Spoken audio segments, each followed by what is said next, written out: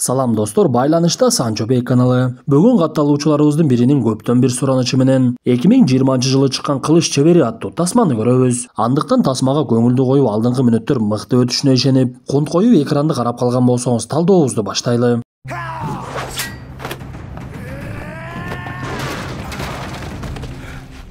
Тасманын башталышында окуя тарых парактарында болгон деп жазылгандыгын түшүнөбүз. 12 март 1623 Корея хандыгы. Бул күнү 15 хан Кван Хэгунга каршы көтөрүлүш чыгып, хан жансакчылары менен падышалыктан качып шаардын чекесиндеги үйлөрдүн бирине жайгашып калышат. Биз ошол жерде хандын башкы жансакчысы жаш эле бала Тхэюл менен таанышабыз. Ал убакта башка жансакчылар жанын окторуна учуп өлүшүп, бир гана Тхэюл тирүү калат. Бир мезгилде ал жерге көтөрүлүшчүлөр топтолуп келишип, каарманыбызга кайрылышып, "Сен эмнеге биз тарапка өтпөй жатасың?" Кван Хэгун өлкөнү мыктылап башкара алган жок, ал хандыктан кетиш керек. Эгер жолдон качпасаң сен дагы өлөсүң деп көтөрүлүшчүлөрдүн арасынан алардын башчысы болгон Мин Син Хо чыгат. Бирок каарманыбыз жолдон качууну такыр эле ойлонбой Мин Син Хо менен беттеше баштады. Бир мезгилде эле кадр алмашып, буга чейинки болгон окуядан бир нече жылдар өтүп, токойдо аңчылык кылып жүргөн ата менен кызды көрөбүз. Атасынын көзү оорулуу болгондуктан кээ бир учурда баш айланып көзү жакшы көрбөй калчу. Көрсө бул оорукчан киши биз буга чейин көрүп жаткан жансакчы Тхэюл экен. Ал кызы Тхэокту жалгыз тарбиялап, экөө токойдун арасындагы үйлөрдүн биринде жашашчу. Бирок бул тасма коркунучтуу эмес болгондуктан үйдүн алыста жана токойдун жанында жайгашкандыгынан коркпой деле койсок болот. Саймадан мыкты үй интернети жана TV менен бирге жайды карай.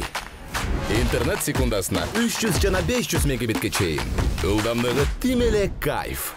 220дан ашык телеканал. Ар кандай табит үчүн. 5 онлайн кинотеатр. Тасмалар, сериалдар жана мультфильмдер акысыз. Кубаттуу гигабиттик Wi-Fi роутер акысыз. Баасы айына 1080 сомдон баштап. Тез арада билдирмеңизди калтырыңыз.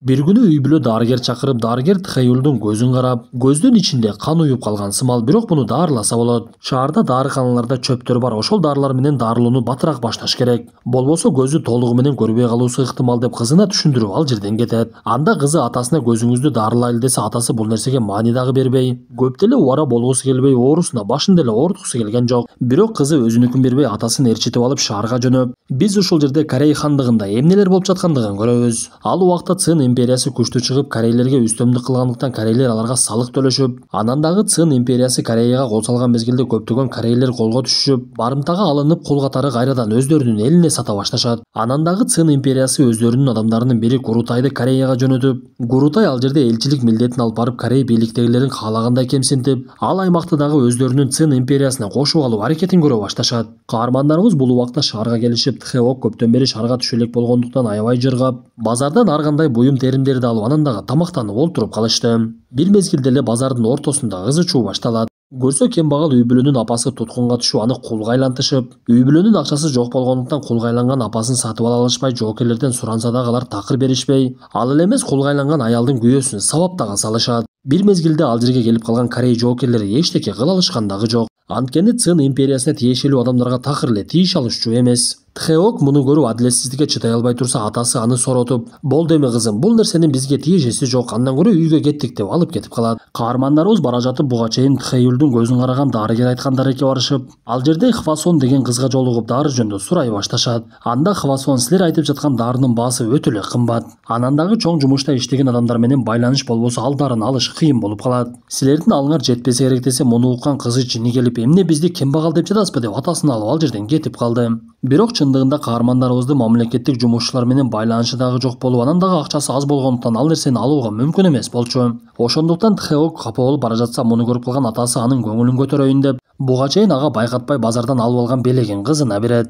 Ошентип алар үйлөрүнө барышып, чарчагандыктан эс алып уйкуга дагы кетип, бир мезгилде Тхэюлдун мурдагы күндөрү эсине түшө баштады. Көрсө тасманын башында каарманыбыз Мин Син Хо менен беттешип жаткан кезде кылыч сынып кетип көзүнө чачырап кеткен экен. Ошол учурду түшүндө көрүп жаткан Тхэюл ойгонуп дагы кетти. Каарманыбыз таң аткандан кийин түшүндөгү алган таасиринен эски тааныштарынын бирине жолукканы кетет. Көрсө ошол мезгилде каарманыбыз жансакчысы болуп жүргөн Корея ханы Кван Хэгун көтөрүлүштөн кийин бийликтен кетип жөн гана темир уста болуп калыптыр. Ошондуктан падыша болуп турган убакта Койташка өзүнө хан сарай салбай, элдин камын ойлоп, экономиканы көтөрүш керек болчу. Кандай болбосун, Тхэюл аны менен амандашып кайрадан эле ал жерден кетти.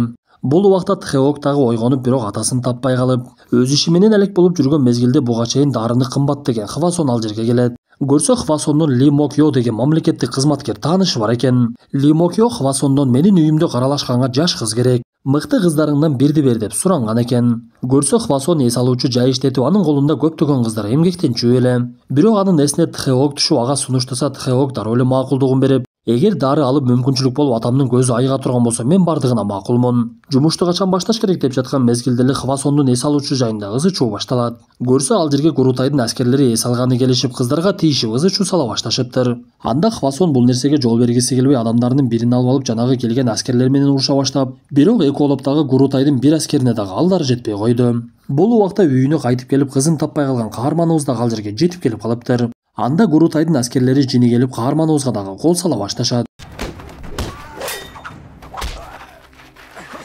Бирок арасынан эң күчтүүсүнүн дагы каарманыбызга алы жетпей, Тхеюл аларды оңой эле багындырып, кызын ал жерден алып кетип калды. Ошол окуядан кийин каарманыбыз кызына башынан өткөн окуянын бардыгын айтып бере баштайт. Тхеюл Минсинхо менен мушташып жаткан мезгилде кылыч сынып көзүнө чачырап, Минсинхо каарманыбызды өлтүрөйүн деп калган мезгилде токтогула деген үн чыгат. Көрсө падыша Кван Хэкун олтурган жеринен чыгып, көтөрүлүшчүлөргө кайрылып, "Макул, мен силердин талабыңарды аткарып бийликтен кетемин. Беттешти токтотуп кылычыңарды кынына салгыла. Тхеюл, сен менин кызымды жакшы кара" деп каарманыбызга кичинекей наристесин таштап кеткен экен. Көрсө Тхеок каарманыбыздын эмес, Кван Хэкундун кызы болуп чыгат. "Биз ошондуктан Токойдо элден алыс жашап жүрдүк. Мен сени анткени коргогум келди. Шаарга түшүүнү мен ошон үчүн жактырбаймын" десе, кызы жооп берип, "Мен кандай төрөлсөм дагы, бирок сиз мени чоңойттуңуз, сиздин кызыңызмын. Ошондуктан мен сизге жардам бергим келет. Көзүңүздүн кайрадан мурдагыдай көрүүсүн каалаймын. Анан дагы Токойдо жашай берип чарчап кеттим. Мен дагы шаарда жашайынчы. Мага уруксат бериңиз" десе, Тхеюл дагы деле макулдугун бербей, эко тең уйкуга кеткенден кийин Тхеок түн ортосу ойгонуп өз алтынча кетип калат.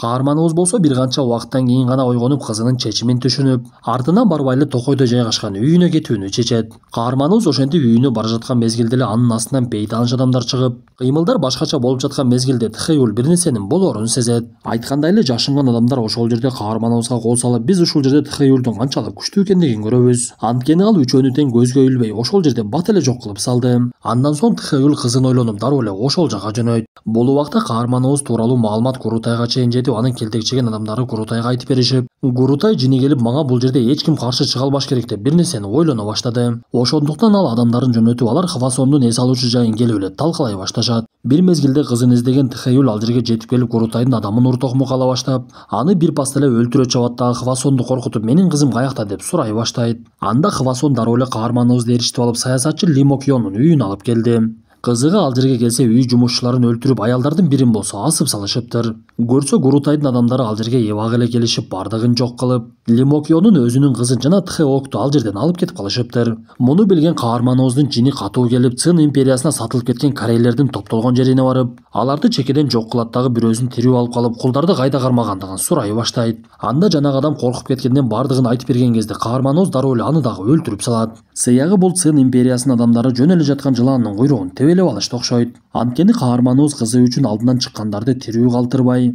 кулдар кармалган жерге барып, ал жердеги өзүнүн элине өзү кыйноо көрсөткөн зөкүрлөрдүн бардыгын өлтүрүп, кармалып олтурган туткундарды чыгарат дагы жыгачтардын бардыгын өрттөп жиберет. Өкүнүчтүүсү, каарманыбыз ал жерден дагы кыздарын таба албады. Анткени туткун аялдардын бири Тхеюлга 2 саат мурда эле бул жерден 2 кызды алып кеткен болчу деп айтып берет. Анан дагы буга чейин каарманыбыз кызына берген белегинин үзүндүлөрүн берген кезде каарманыбыздын буга чейин болуп көрбөгөндөй жини катуу келди окшойт. Бул убакта Курутайдын адамдары 2 кызды атайын темир торго алып барышып, башка кыздар камалып олтурган жерге биргеликте камап салышат. Бул убакта саясатчы Ли Мокё дагы кызын уурдаткандыгын түшүнүп, Курутайды жоготууга аракет кылып, жоокерлерин чогултуп алып, Цин империясынын элчиси Курутайды жок кылууга жөнөйт. Бирок Курутайдын адамдары бул нерсенин бардыгына даярданып коюшкан экен. Ал убакта Цин империясында мылтыктар пайда болуп, мылтыкты атуучу жоокерлер даярдалып, Ли Мокёнун жоокерлери кылычтарын алгычаң деле мылтыктары менен аткылап бир паста эле жок кылып салышты. Бир мезгилде Ли Мокё өзү жалгыз калып, эмне кылышын билбей турган мезгилде каарманыбыз Курутайдын адамдарынын бирин тирүү алып калып, аны менен ал жерге жетип келиптир. Анда ал жердегилер Тхеюлга дароо эле кол сала баштап, бирок аракеттеринен такыр майнап чыкпай, каарманыбыз жалгыз болсо дагы эч эле тайманбай алдына келгендеринин бардыгы менен мушташып, мылтыкчандар дагы чогулуп келип каршы чыккандарына карабай эле каарманыбыздын кылычынан биринин артынан бири өлө беришет.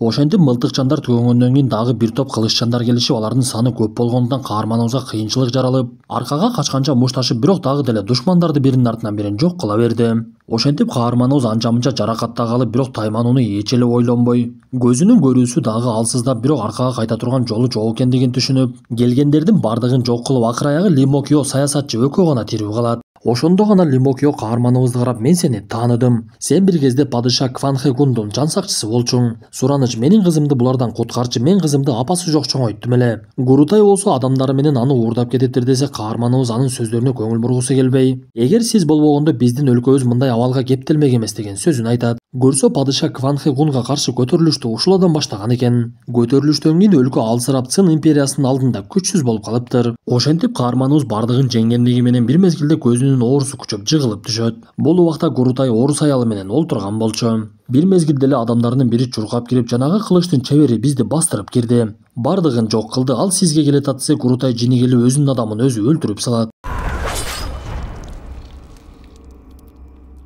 Ошол мезгилде эле Гурутайга бирөө "Аны издеп кереги жок, ал сага өзү келет" деп айтат. Көрсө тасманын башында каарманыбыз менен беттешкен Минсинхо эбак эле Гурутайга сатылып кеткен экен. Ошентип бул убакта каарманыбыз ойгонсо анын көзү таңылып туруптур. Көрсө Хвасон каарманыбызды куткарып, анын көзүн чөп менен дарылап, бирок Тхэюлга эскертип, "Эгер сиз дагы мушташсаңыз, көзүңүздөн айрылып калышыңыз мүмкүн. Ошондуктан абайлаңыз" десе, каарманыбыз жооп берип: "Мен кызымды куткарбасам, мага көздүн эмне кереги бар? Мен сизге дары чөптөрдүн акысын сөзсүз төлөп берем. Мен азыр кызымды куткарышым керек" деп эле атты минип алып шашылып кетет. Бул убакта каарманыбыздын келүүсүн билген душмандар аны күтүп жатышкан болот. Эң эле биринчи Тхэюлдун астынан Минсинха чыгып, бул убакта Гурутай аялы менен алардын беттешин карап, экөөнүн беттеши тез эле башталып, чындап эле каарманыбыздын күчтүү экендигин Гурутай көрүп эле мойнуна алат. Анткени Тхэюл бул жолу Минсинханы эч кандай кыйынчылыксыз эле багындырды. Бирок каршылашын өлтүрбөй койгон мезгилде Гурутай ал жерге келип, жеңилгенден кийин өлүш керек деп эле Минсинханы өзү өлтүрүп салат.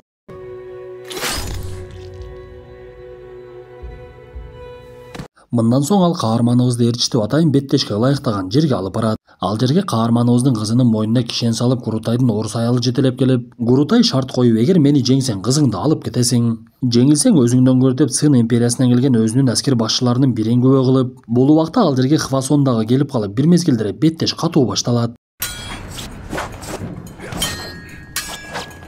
Бир мезгилде эле биз Тхэюлдун жеңиле баштагандыгын көрөбүз. Көрсө каарманыбыз оюнда жөн эле жеңилимиш болуп кызы жакка жакындап, аны кармап турган Гурутайдын орус аялынын мойнун кесе чабууну каалаптыр. Ошентип анын ою ишке ашып, муну көргөн Гурутай катуу жини келип каарманыбызга кол салуусун улантып, бирок канчалык түрдүү ыкмаларын жасабасын, эч эле аракетинен майнап чыккан жок. Анткени кылыч чебери Тхэюл Гурутайдан алдаганча эле күчтүү болчу. Ошондуктан каарманыбыз акыр аягы Гурутайдын так эле жүрөгүнө кылычын сайып, аны дагы жок кылат.